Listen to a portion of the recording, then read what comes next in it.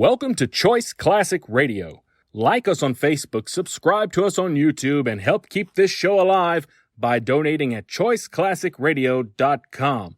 For more of your favorite old-time radio shows, join us on our companion podcast, Choice Classic Radio, Mystery, Suspense, Dramas, and Horrors, where we bring to you the most mysterious tales that the golden age of radio had to offer. And now, with 116 episodes made, broadcasting from 1949 to 1953, we bring to you Richard Diamond, Private Detective.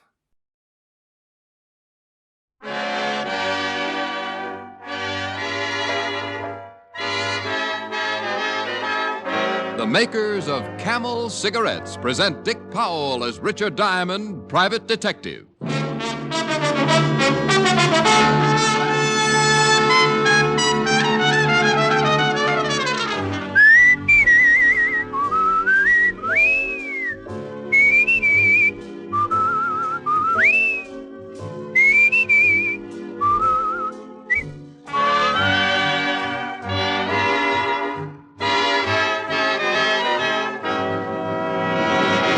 No other cigarette has Camel's rich, full flavor, the flavor of Camel's costly tobaccos. And no other cigarette gives you this proof of mildness. In a coast-to-coast test of hundreds of people who smoked only Camels for 30 days, noted throat specialists reported not one single case of throat irritation due to smoking Camels. Make a note. Think of your throat. Try Camels.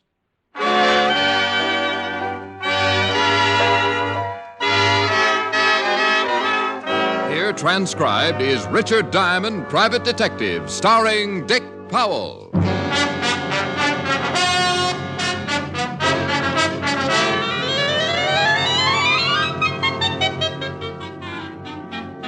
Now, in my business, I run into a lot of people, make a few friends, and a lot of enemies. I remember a few weeks ago when one of those friends walked all the way over from 31st Street to tell me about his trouble and leave me a share of it. His name is Angelino Giuseppe, and he runs a butcher shop. Little guy with a big, broad stomach and a smile to match. I met him when I was on the force. He used to stop in and buy some cold cuts or a pound of bacon. I liked his smile, and I always hung around for one of his bad jokes. But when he came into my office that afternoon, pushing his big stomach in front of him, I spotted trouble right away. The smile was gone. Well, Angelino. Hello, Mr. Diamond. Haven't seen you in a long time. Come stai? Sto male. Yeah, I can tell. Well, what's the trouble? The pig's knuckles got arthritis? Pig's no. That's better now. That's more like my answer. You always kidding. You make it easy to smile. Yeah. Accetti. Grazie. All right, Angie, let's have it. What's wrong? Well, I'm going to ask you to do something. I can't pay you. We'll talk about it later. You can take it out in a trade. That'll run into a lot of ham hocks, Angelino. Well, I want to pay you. Well, I can always throw a barbecue. Now, tell me about it. Well, you see, it's like this. I come to you as a sort of a representative from all the other butcher shops, the independent ones. I see. I ain't the only one that's worried, so all the butchers got together last night and decided to do something about it. All of the independent butcher shops? That's right. Every week, a couple of guys come around and collect. Now, if we don't pay, we get our shops bust up, and if that ain't enough, we get our heads busted too. Look, you see, I still got 3 stitches right here in the top of my head. Oh, I see. Well, that's a nice job. Doctor must have used a loom. I got this last week when these 2 guys came for the money. I couldn't pay, so one of them hit me with a blackjack. Oh, that's too bad. What about the law, Angelino? That'd give you the right kind of protection. Well, we discussed that at the meeting, but we decided it was too dangerous. We've been warned. If we go to the police, we get hurt bad. Well, we all got families, Mr. Diamond. We can't take the chance. Now, have the 2 men who beat you up been back? No, but they will be. Okay, let's go. Well, we're going someplace? Yep, we are going someplace. You don't know it, Angie, but you just hired yourself a new assistant. I have? You certainly have. Come on, I want you to show me how to carve a lox.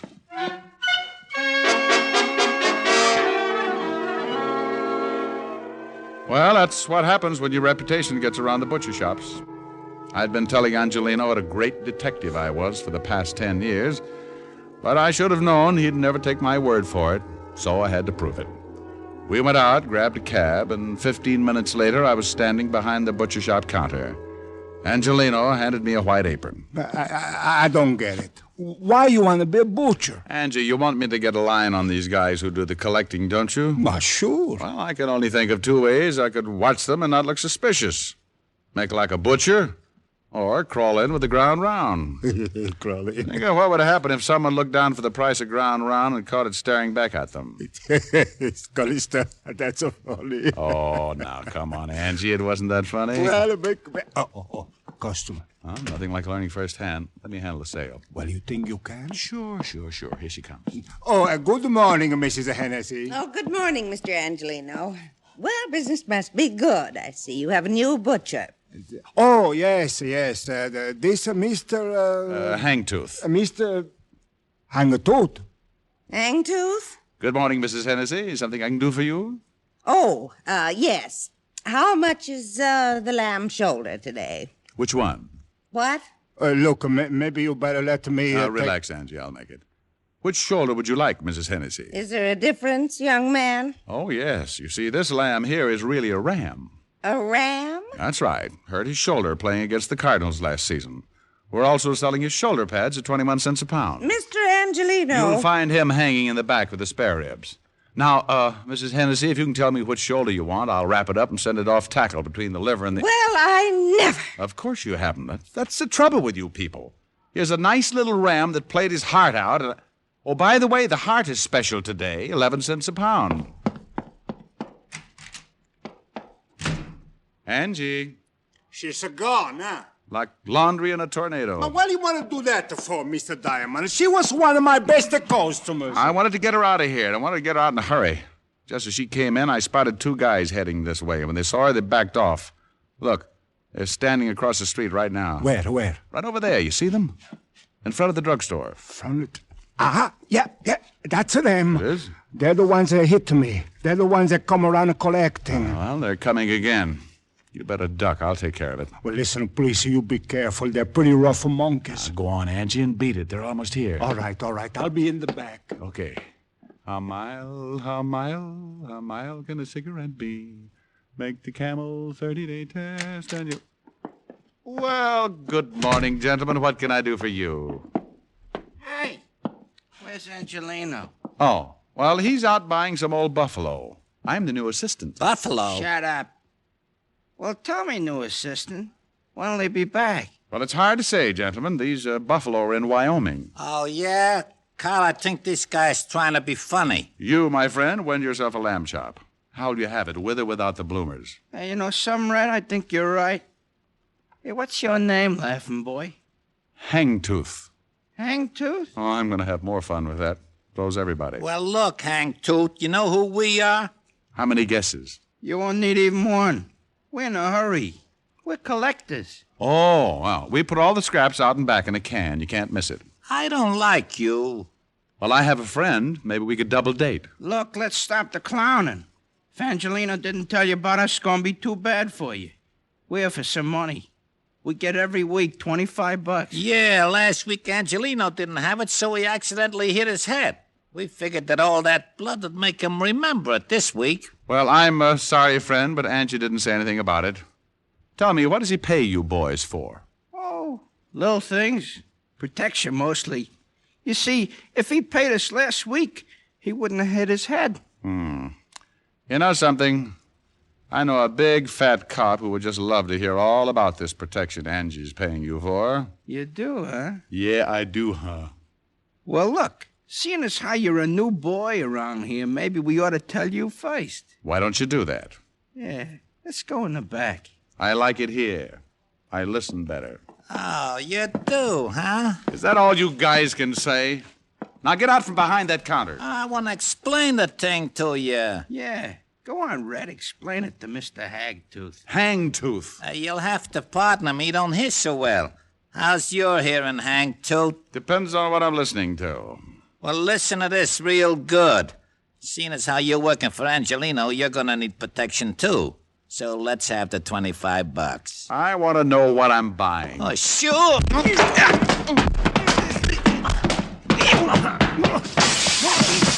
Hit him this time.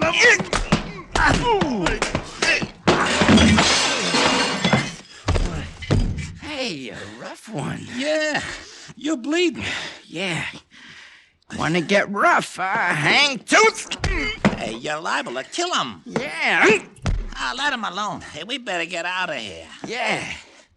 We'll come back for Angelino later.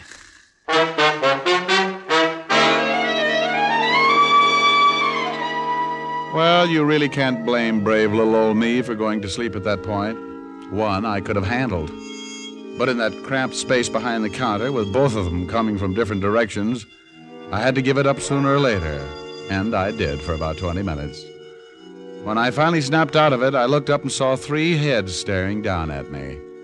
2 herring with Angelino in the middle. Hey, Mr. Diamond, you're right. Oh, lovely. Here, let me help you get up.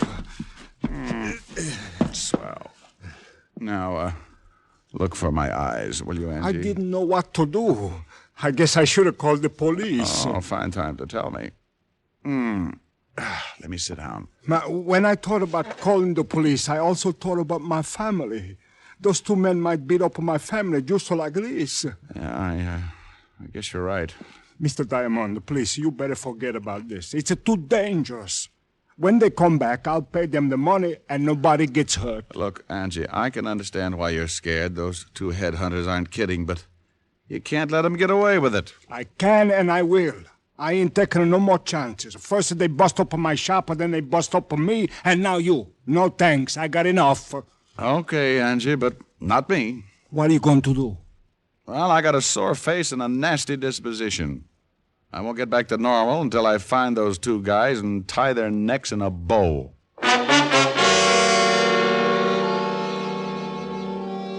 I left Angelino's shop and headed for the 5th Precinct Police Station. I wanted to look up 2 sure bets for the police gallery.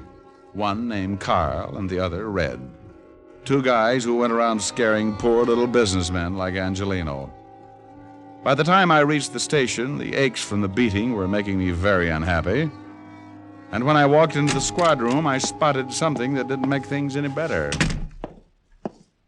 Yeah, what are you...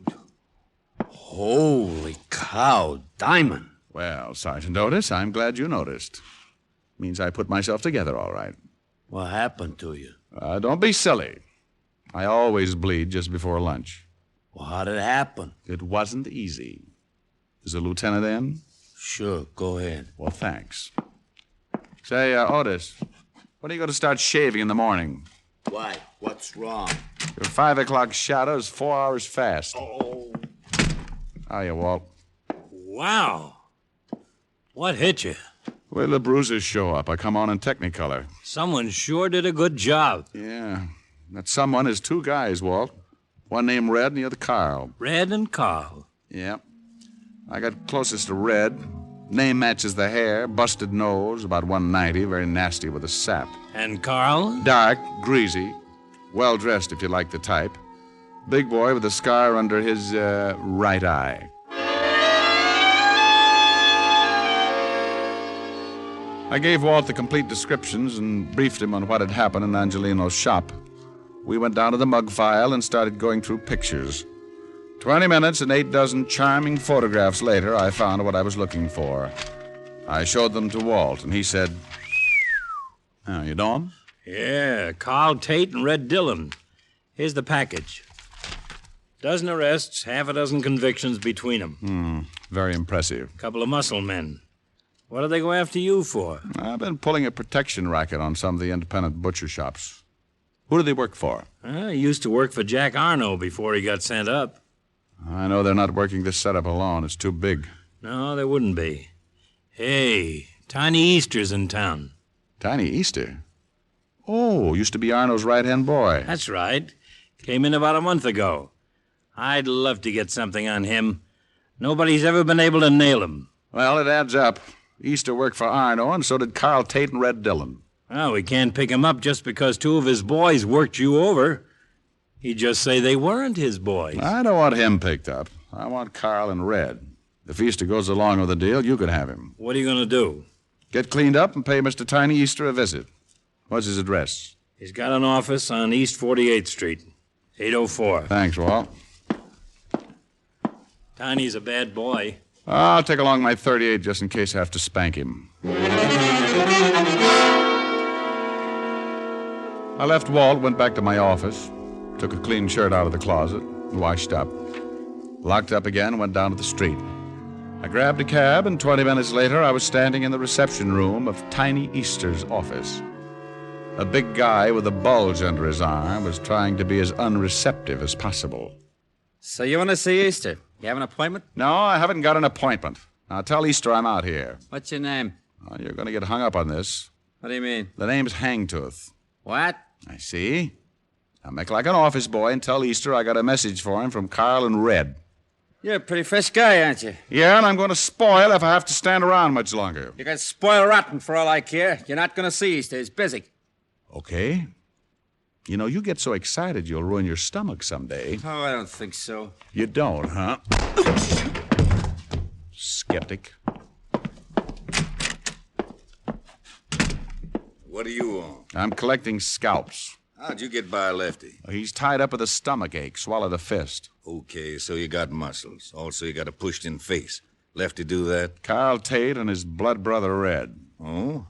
What you come to me for? They're working for you, aren't they? You smell like a cop. Name's Hangtooth. I doubt it. Good for you. I'd hate to go through that again. I'm a private cop. Well, now, good for you. I was in a butcher shop when your two boys wandered in and started playing squash with me. I don't like to get pushed around, Easter, and I don't like your racket. I want Carl and Red, and if I get you along with them, the state'll hang a medal on me. Looks like you got nothing to lose. Now, look at it any way you like. Now, what about your two playmates? I don't know what you're talking about, Shamus. Never heard of those two guys. I don't think you understand, Tiny. I'm pretty mad. I'm going to find these two guys, and I'm going to do it even if I have to be unpleasant with you. Just what do you mean by unpleasant, Mr. Hangtooth? You break a leg, that's unpleasant. Ow! Don't try to pull a gun on me. You busted my hand. Take your foot off. Drop the gun in the drawer. Okay. My hand's busted. Now take the hand out, empty. Oh. Now, let me explain it again. If you go out and shoot 12 people tomorrow, I'm going to be sore about it. But when you start intimidating a bunch of hard-working little guys and their families, I go off like a skyrocket. And then when a couple of your cheap gunsels push me around, I explode. I tell you, I don't know these guys. Oh! Look, Easter, please believe me. I don't know them. You worked with them in Chicago. Ah! I'm telling you the truth, Easter. I'll work you over till you look like an eggplant in a subway. Look, whatever your name is, I got boys. They'll take care of you. Who's going to tell them to do it? I am. With your jaw broken? Oh! Now, where do I find Carl and Red? You knock all my teeth loose. I got 31 to go. I guess you really don't understand. Yes, I understand. Oh. Now, where are they? You still need some encouragement? No, in the warehouse by the 14th Street docks. What warehouse? Rogers and Sons. Big sign on the top. You mind if I use your phone? Go ahead. Don't you know it's not polite to listen, Easter? Well, what do you want me to do? Go to sleep. No!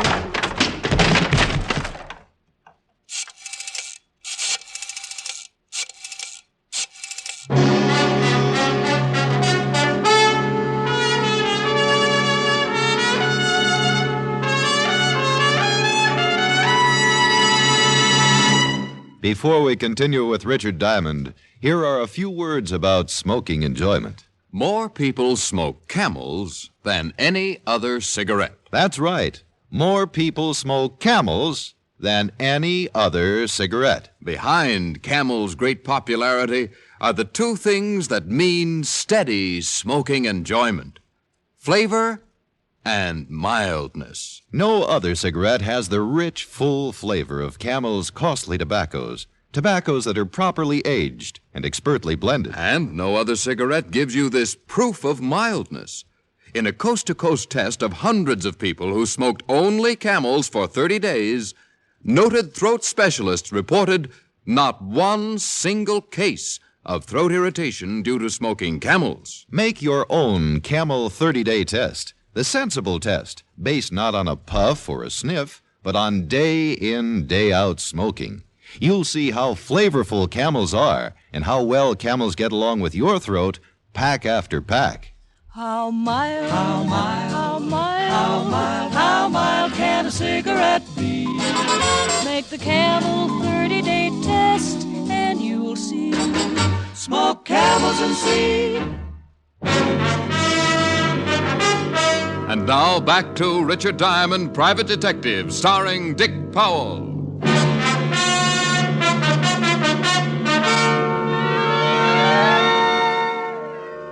I put in a call to Walt and told him what had happened. He said he'd send a couple of men down to pick up Easter and agreed to meet me at the warehouse. It was getting late in the afternoon when my cab pulled up near the river and I got out. A cold breeze was kicking up little patches of white on the water, and the light fog was moving in from the Atlantic as I started down toward a big building with a sign on the top that read, Rogers & Sons Importing. The place was boarded up, but a window in the basement showed signs of recent use, so I jimmied it open and dropped down on the dark, cold pavement. I held my breath and listened. The place was as quiet as a tomb, so I moved across the room until I found a flight of stairs and went up to the main floor. I opened a door and listened again. Hey, it sure is getting cold in here. Yeah, How long are we gonna have to stay here? till Easter tells us to leave. Now relax.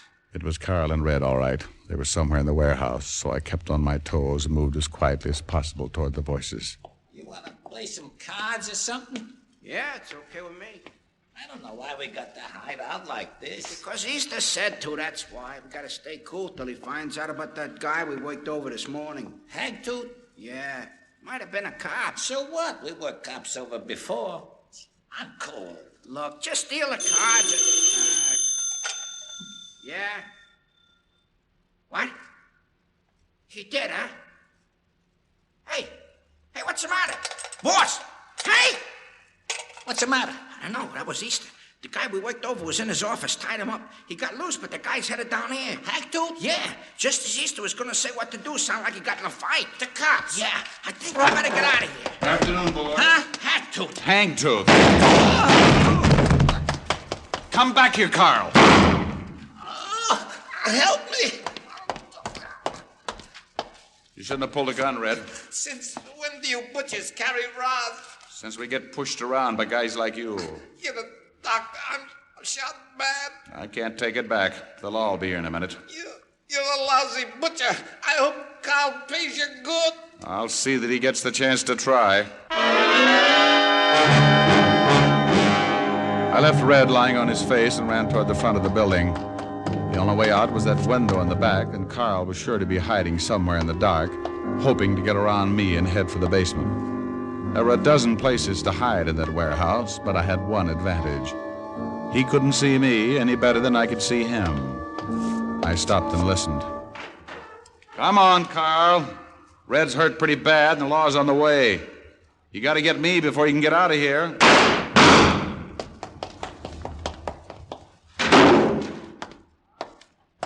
Carl! Come on, Carl, give it up. You're stuck and you know it. Carl! I had his position pretty well spotted.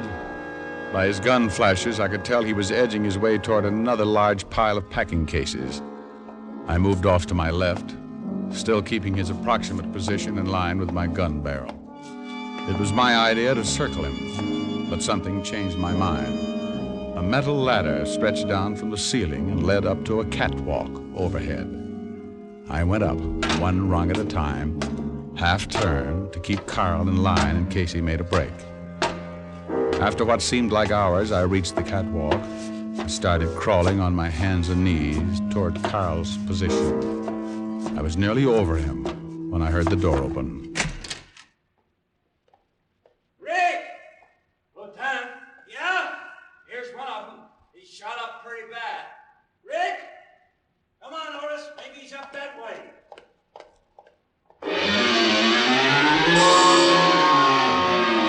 I couldn't answer him, and he was heading right for Carl. I kept looking down, hoping Carl would show himself. Walt got nearer, and I held my breath. Just then, Carl stepped out and aimed his gun at him. I beat him to it. Lieutenant, shut up. It's okay, Walt. I got him. Where are you? I'm up here on the... Oh. There he is up there. Rick. Good grief. Yeah, good grief. Get Otis out of here, will you? What's so funny, Lieutenant? If you knew Otis, you could rib Diamond for the rest of his life. Yeah? Walt. Come on, tell me what it is. Walt? Okay. Get out of here, Otis. Oh, Lieutenant. You heard him, Otis. Now beat it. Yeah, go on, Otis. Oh, gee, Lieutenant, won't you even... No, he won't. Now you beat it. It's real funny, isn't it? It sure is. I just saved your life, and you stand down there and you... Oh. Well, don't look down. Get the fire department. Don't you ever think about these things before you start climbing ladders? Well, it was the only way I could get in a position to shoot. I just didn't think. For a guy who can't stand high places. Walt. Well, it's your own fault. Fault, smalt. Get me down. I'm getting dizzy. It's only about 50 feet to the floor. Walt! Great big boy like you. If you don't get the fire department... Okay. Oh, you big fat ox. I hate you.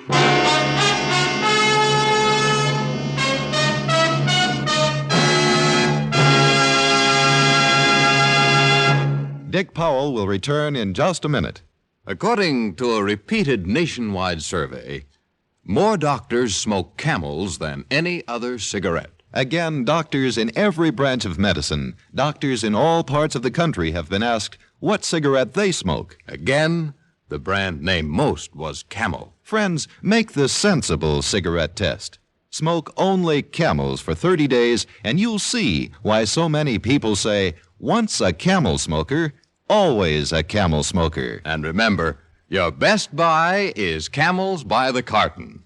How mild, how mild, how mild, how mild, how mild can a cigarette be? Take the Camel 30-day test, and you'll see. Smoke Camels and see.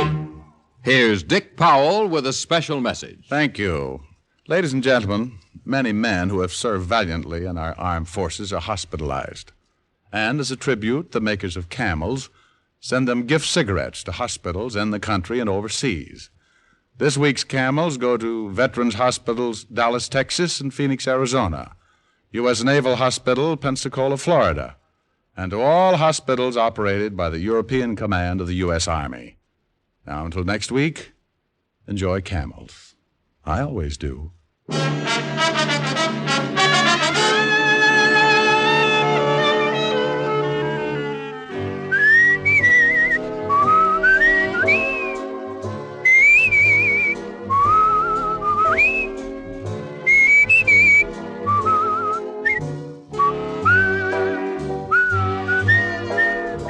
Dick Powell can now be seen starring in the RKO film Cry Danger. Tonight's adventure of Richard Diamond was written by Blake Edwards with music by Frank Worth. Our director is Helen Mack.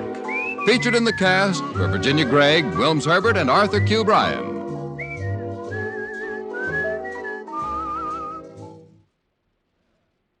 Men, whether you buy the handy pocket tin or the big 1-pound tin of Prince Albert, you're in for real smoking joy. PA's Choice Tobacco has a rich taste and delightful natural aroma. It's specially treated to ensure against tongue bite, and it's crimp cut for smooth, even, cool smoking. Get Prince Albert, the National Joy Smoke, America's largest selling smoking tobacco.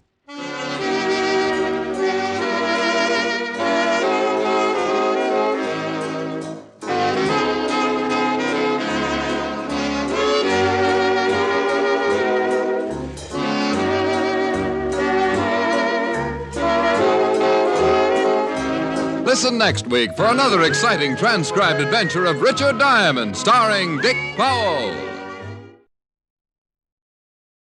That concludes today's episode. We'd like to thank you and remind you to donate at choiceclassicradio.com. Remember, your donations make episodes like this possible.